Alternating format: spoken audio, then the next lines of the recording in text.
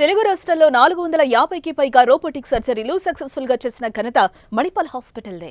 ఈ సృష్టిలో ఈ లోకంలో అన్నిటికంటే ముఖ్యమైనది ప్రాణం. మనం చావుని మనమే కోరి తీసుకొని వచ్చి మనం నమ్ముకున్న కుటుంబాన్ని, మన భార్య పిల్లల్ని, మన అక్కాచెల అన్నదమ్ములను కూడా రోడ్డు పాలు చేసిన వాళ్ళు అవుతాం.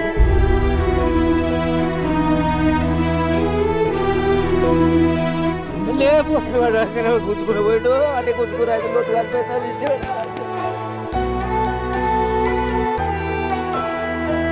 నమస్తే, వెల్కమ్ టు సుమన్ టీవీ. ఉమ్మడి నిజామాబాద్ జిల్లాలో ఆత్మహత్యలు కలకలం రేపుతూనే ఉన్నాయి. ఎస్ఐ సాయి కుమార్, అదేవిధంగా శృతికి సంబంధించి ఎవరైతే మనకి కానిస్టేబుల్ శృతి, కంప్యూటర్ ఆపరేటర్ అనేటువంటి నిఖిల్, వీళ్ళు ముగ్గురు కూడా ఆత్మహత్య చేసుకోవడం జరిగింది. మరి ఇది ఆత్మహత్యనా లేకపోతే హత్యనే అనే దానిపైన అయితే చాలా వరకు కూడా చాలా మంది ఇవాళ అనుమానపడతా ఉన్నారు. సో సాయి కుమార్ వాళ్ళ బంధువులు ఉన్నారు, ఒకసారి వారితో మాట్లాడదాము. నా బిడ్డ కూడా హైదరాబాద్లో పోయి సీటు కట్టి అన్ని కట్టినాక చేసినాక ఆడ ఇట్లా తువ్వంటి చాలా దూరం ఉందట బస్సు ఎక్కడానికి కాలేజీకి పోతేందుకు.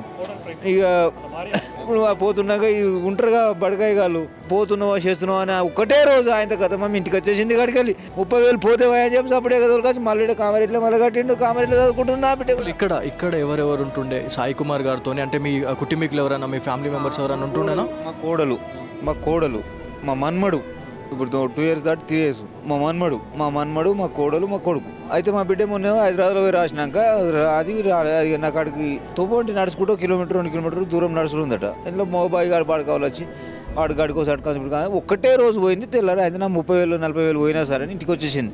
వచ్చేస్తే మళ్ళీ కామరేట్లో మళ్ళీ 10,000 ఎక్కువ అవుతున్నాయి అంటే ఈడ కట్టిండి. ఇప్పుడు ఈయనే ఉండి చదువుకుంటుందామే, మా కొడుకు దగ్గరికి వెళ్ళి చదువుకుంటుంది. అయ్యో, అయితే మొన్న 3 రోజులు నాడు ఇంటికి వచ్చిరాళ్ళు, ఇలాంటి 3 రోజులు ఇంటికి వచ్చారు. మా కొడుకు మా మన్మడు మా కోడలు మా బిడ్డే 3 రోజులు ఇంటికి వచ్చి. అన్న మీరు చెప్పండి, మీరు సాయి కుమార్కి మీరు ఏమవుతారు? నేను బాబాయ్ని అవుతానండి. నేను పోలీస్ శాఖలోనే పనిచేస్తున్నా. నేను కానిస్టేబులే. నా ఇన్స్పిరేషన్తోనే సాయి 2018లో ఎస్ఐగా సెలెక్ట్ అయ్యాడు. ఆయన ఇక్కడ మీ జిల్లాలోనే ఇంతకుముందు బిక్నూరులో, బీబీపేటలో చేశాడు, ఇప్పుడు బిక్నూరులో చేస్తున్నాడు. అంటే మృదు స్వభావి, మంచి ఫ్రెండ్షిప్ మెయింటైన్ చేస్తాడు.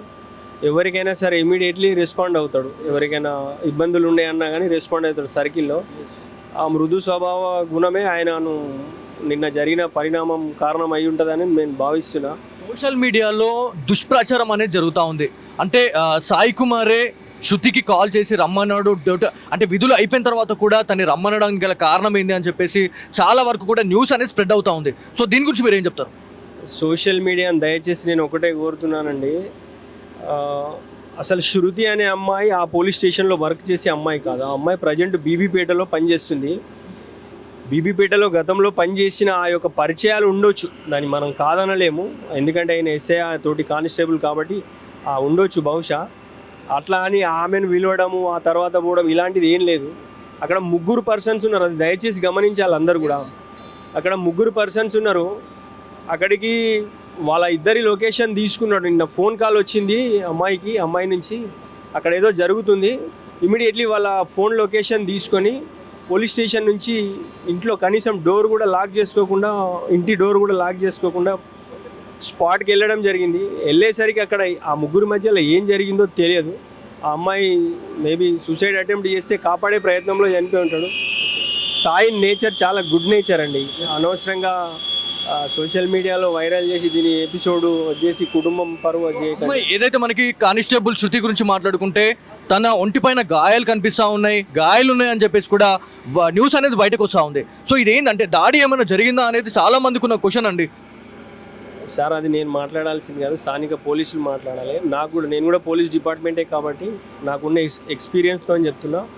ఏదైతే నిన్న హుక్కు తగిలించి డెడ్ బాడీలను బయటకు తీసే క్రమంలో అది తగిలి ఉండొచ్చు. అక్కడ 3 ప్రాణాలు పోయినాయండి. అక్కడ గాయాల గురించి చర్చించాల్సిన అవసరమే లేదు అక్కడ.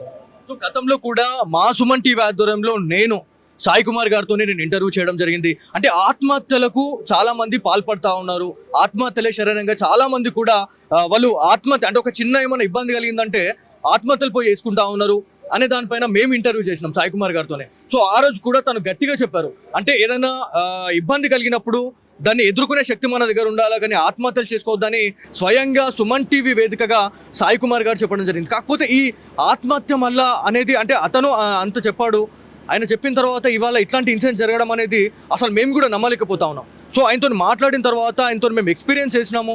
చాలామందికి అంటే బిక్నూర్కి సంబంధించిన ప్రజలతోని చాలా మంచి రిలేషన్షిప్ ఉండింది సాయి కుమార్తోని, ఎవరైతే మన సాయి కుమార్ బిక్నూర్కి సంబంధించిన వాళ్ళతోనే.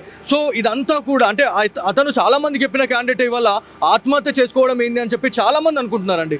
సో చాలామంది అంటే నెగిటివ్గా అనుకునే వాళ్ళు చాలామంది ఉన్నారు, అదేవిధంగా పాజిటివ్గా తన గురించి మాట్లాడే వాళ్ళు కూడా చాలామంది ఉన్నారు. సో వాళ్ళకి ఏం చెప్తారు? నేను అందరు మీడియా ప్రతినిధులకు కూడా ఇదే చెప్తున్నానండి.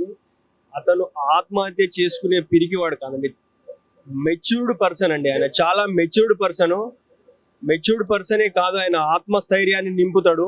ఆయన కౌన్సిలింగ్ ఇచ్చే విధానం కూడా డిఫరెంట్ ఉంటుంది. ఏజ్లో చిన్నోడైనా అసలు సూసైడ్ చేసుకునే కాదు, అసలు ఆలోచనే ఉండదు ఆయనకి. అది కాపాడే ప్రయత్నంలోనే యాక్సిడెంటల్గా ఆయన మునిగి చనిపోవడం జరిగింది. అంతే, దయచేసి దీన్ని నెగిటివ్గా చేసి ఆయన చనిపోయిన తర్వాత కూడా ఆయన పరువు భంగం కలిగించవద్దు, మా కుటుంబం పరువు కూడా తీయొద్దు అని మీ మీడియా మిత్రులందరినీ కూడా నేను మళ్ళీ కోరుతున్నాను. ఇది మొత్తానికి కామారెడ్డి జీజీహెచ్ అదేవిధంగా మార్చురీలో అయితే మనం ఉన్నాము.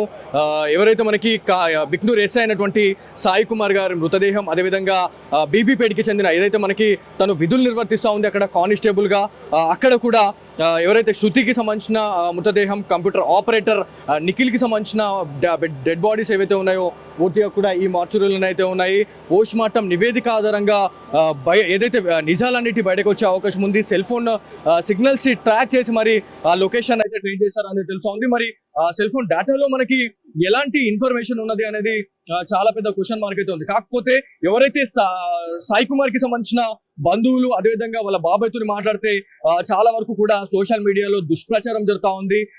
ఎవరైతే నెగిటివ్ గా చేస్తా ఉన్నారో అక్కడ ఇద్దరు ఆత్మహత్య జరిగితే మాత్రం ఖచ్చితంగా అది వేరేలా ఉంటుండే. కాకపోతే అక్కడ థర్డ్ పర్సన్ అనే క్యాండిడేట్ కూడా అక్కడ జాయిన్ అవ్వడం అనేది చాలా పెద్ద ట్విస్ట్ అనేది అయితే ఉంది అని చెప్పి చెప్తా ఉన్నారు. మరి అక్కడ ఏమైనా దాడులు జరిగినాయా, లేకపోతే ఎవరైతే ఎస్ఐ సాయి కుమార్ గురించి మాట్లాడుకుంటే ఎవరైతే శృతి అండ్ దాని తర్వాత కంప్యూటర్ ఆపరేటర్ నిఖిల్ వీళ్ళు ముందుకు వెళ్ళిన తర్వాతనే శృతి సాయి కుమార్కి కాల్ చేసిందా లేకపోతే ఏంది అనేది కూడా ఒక చాలా పెద్ద కన్ఫ్యూషన్ అయితే ఉంది అనేది మనకు తెలుస్తూ ఉంది. ఎవరిని అడిగినా కూడా వాళ్ళు ఒకటే చెప్తా ఉన్నారు, సోషల్ మీడియాలో మీడియా ప్రతినిధులు కూడా వాళ్ళు ఒకటే చెప్తా ఉన్నారు, దుష్ప్రచారాలు అయితే చేయకండి, చనిపోయిన వాళ్ళని కూడా ఇవాళ మళ్ళీ ఇంకా బ్లేమ్ చేస్తూ ఉన్నారు అని చెప్పేసి వాళ్ళ కుటుంబీకులు అయితే చెప్తా ఉన్నారు. ఏదేమైనప్పటికీ ఉమ్మడి నిజామాబాద్ జిల్లాలో ఆత్మహత్యలు అనేవి ఏదైతే మనకి పోలీస్ డిపార్ట్మెంట్ లోనే ఆత్మహత్యలు అనేటివి వల్ల చర్చనీయాంశంగా అయిపోయింది. ఒక్కసారిగా ఉమ్మడి నిజామాబాద్ ఒక్కసారిగా ఉలిక్కి పడ్డది అని చెప్పేసి చాలా మంది చెప్తా ఉన్నారు. ఏదేమైనప్పటికీ సింధు శర్మ గారు కూడా ఒకటే ప్రెస్ మీట్ అయితే పెట్టడం జరిగింది. ఒకవేళ ఏం జరిగింది అనే దానిపైన అయితే పూర్తి క్లారిఫికేషన్ అయితే ఇస్తాము.